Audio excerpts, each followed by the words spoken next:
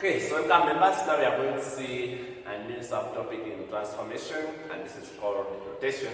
But please don't forget to subscribe to the channel. Now, rotation involves some angles, and as we are going to see, now we are moving objects in a certain angle through a given direction about a given point. So that point, we call it the center of rotation. So, in rotation, an object is turned about a point called the center of rotation through a given angle and direction. Rotation is described by stating the center of rotation, angle of rotation, and direction of rotation. An object can either be turned in clockwise, and if it's clockwise, we say it's a negative turn, or anti-clockwise, which is a positive turn direction.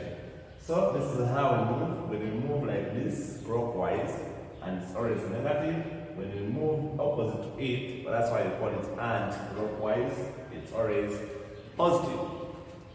So a complete turn or a complete rotation has 360 degrees. So when you complete the whole rotation, it will be 60 degrees.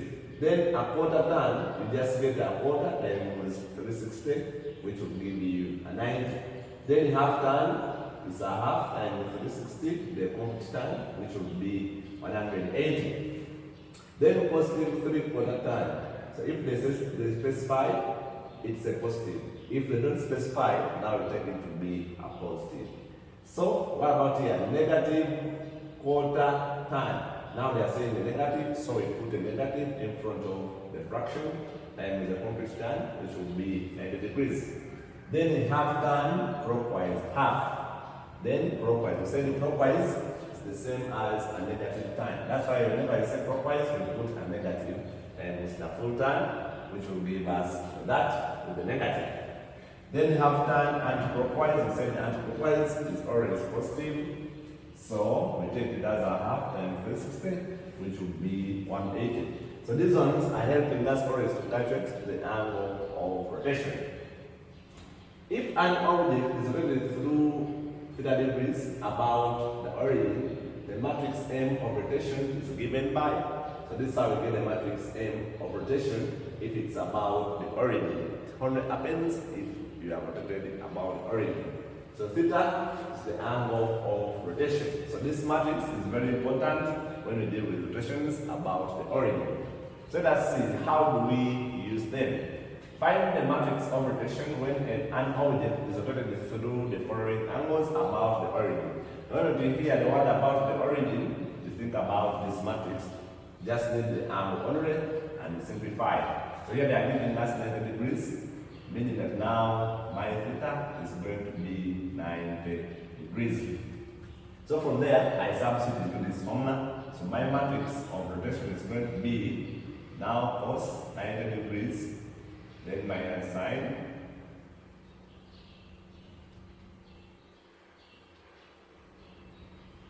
cos 90 degrees. And so from here, you just get your calculator and you press. You press cos 90, you get 0 on the calculator. Then negative sine 90, you get negative 1. We did sine, negative sine 90. Then this one will be sine 90, you will get 1. Then cos 90, you will get a 0. And now this becomes your matrix of rotation about the origin. Then this one is talking about half turn. They said half turn, we get a half times the full turn, which is 360. So this half turn is going to give us our angle of rotation. So now, my theta will be a half times 360. They are not specifying direction, so we take it as a positive, which will give us, when we multiply this, you get 180. So now my theta is 180. I substitute into the formula.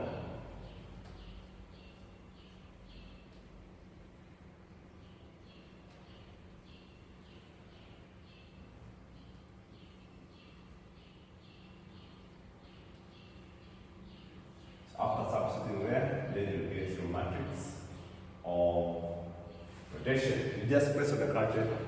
Cos 180 will be negative 1. Then sine, negative sine 180 will be 0. This will also be 0. Then sine 180 will give you a negative 1. And we see that this is now going to be a matrix of rotation. When I come to 3 quarter turn clockwise, when it's clockwise, it means it's negative. So our theta is going to be negative now because we want clockwise. 3 quarter times 360 degrees, and this is going to give you negative 270 degrees. So if now you have your theta, you put into that formula.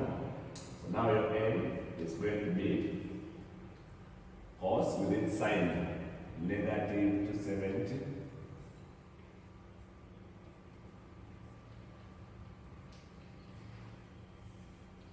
then sine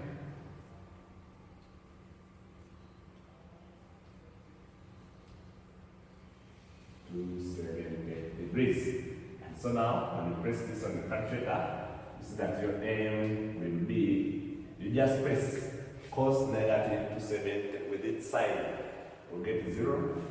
Then sign or negative sign, you press negative, then sign, open bracket, negative 270.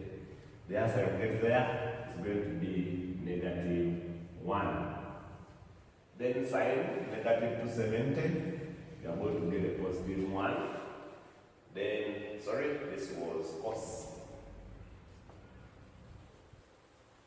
This is cos. Cos negative 270, you will get a 0. And so this becomes your matrix of rotation. Now, after getting these matrices of rotations, we are going to see how can you use them to get the image using calculation part or the breaking method. I wish you well, members.